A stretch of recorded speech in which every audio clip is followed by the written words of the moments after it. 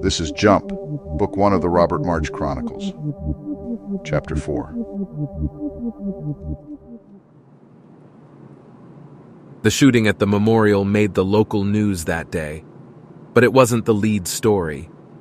Not surprising, as drive-by shootings are common in San Francisco these days.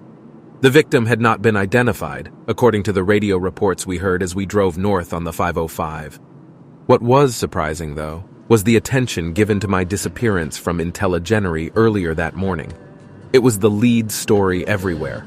My absence was turning out to be a very big deal, and the bloodsuckers in the media were having a field day with it. Robert March, founder and CEO of the collapsed tech giant IntelliGenery, has been reported missing in Palo Alto after having missed a critical meeting with his board of directors regarding the final termination of the company. Chief counsel and company spokesman David Baker avoided questions. Naturally, all kinds of conspiracy stories were starting to spring up. I had absconded with corporate cash. I was fleeing my imminent arrest. I was making a run for the Mexican border. Yada, yada, yada. March has suffered from personal tragedy. If they only having knew. recently lost his wife and child in a traffic accident.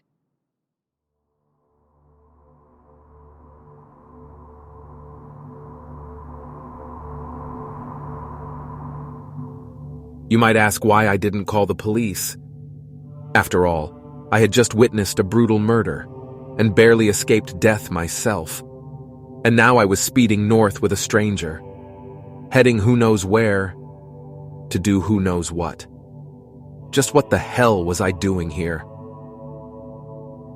To be honest, at this point, I was just happy to be alive. Believe me, the irony doesn't escape me. I mean, just a couple of hours ago, I was ready to take that final step and end it all.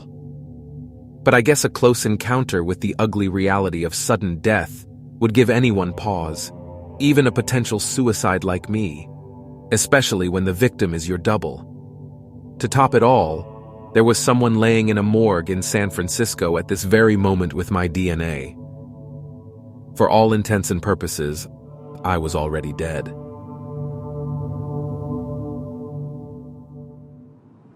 We drove north. The gentle hills of wine country rolled by as Frank told me his story, or at least the parts of it he wanted me to know. You don't remember me, but we served together in Wiesbaden. I was a buck sergeant when I was assigned to 5th Army HQ. I'm a command sergeant major now. Well, good for you, Frank. That is your real name, right? Command Sergeant Major Frank Dobbs at your service, sir. You don't have to call me Sir, Frank. I'm just a civilian. Not the version of you that I know. Weird. Yep. I served under the version of you that stayed in. The version of you that's dying back in that VA hospital right now. He teared up a bit. After a moment, he continued. After Europe, I moved up through the ranks until I became a CSM when he was posted to the 305th in Arizona. The 305th Military Intelligence Battalion? Yep.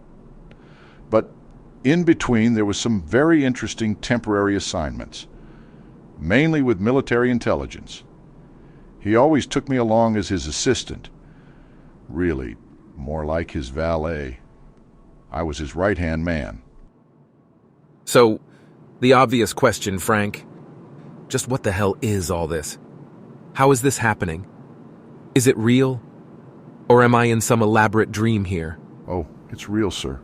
I know it's mind-blowing, but I've made the jump myself several times now. The jump? That's what they call it. The jump. Capital T, capital J. Well, give me the rundown, Frank. Enlighten me. I'll try. In the world, or better put, the timeline that I'm from, Colonel March was involved in a project. What kind of project? That part I don't know. Way above my pay grade, as they say. All I know is that it required the colonel to spend some time in some very unusual places. When I arrived in Wiesbaden, you, had just returned from some temporary duty at Fort Meade. Do you remember that? I sure do. That was a weird little assignment. Me and about 10 other junior officers were involved. We were never quite sure what the point was. All kinds of written and oral tests. Hours alone in an observation room hooked up to EKGs. Never any explanation of the mission. The whole thing seemed to be a waste of time. Typical Army bullshit. That was one of the reasons I decided to get out. Well, that was where it all began. You and those other officers were being evaluated as candidates for a program called Operation Sideball. They were testing you guys for certain traits. I was never told anything about that. As far as I knew, my assignment was over, and I was sent back to Germany. Simple as that. You were the one that passed the test. You were the one they chose for the experiment. You just didn't know it at the time. What experiment? Again, way above my pay grade, sir. But shortly after your return to Wiesbaden, the first split was achieved. The colonel mentioned something about a split. Just then my phone rang. It was from area code 911. You'll need to answer that, sir. That'll be our instructions. Can you hear me, Robert? I can.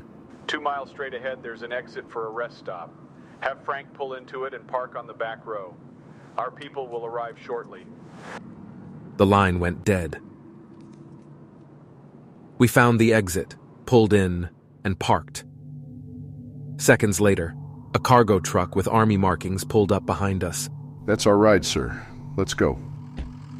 An Army captain exited the truck and greeted us. If you men would kindly hop in the back, we'll be on our way. Hurry, please. Frank and I clambered into the rear of the truck.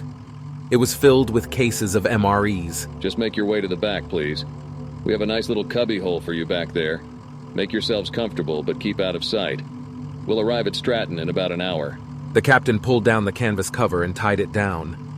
We heard his door slam, then the truck pulled out.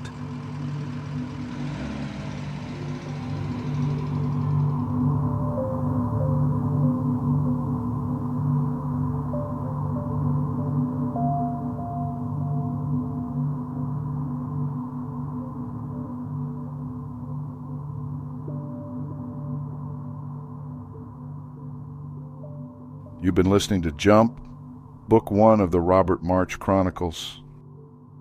For more information, visit therobertmarch.com.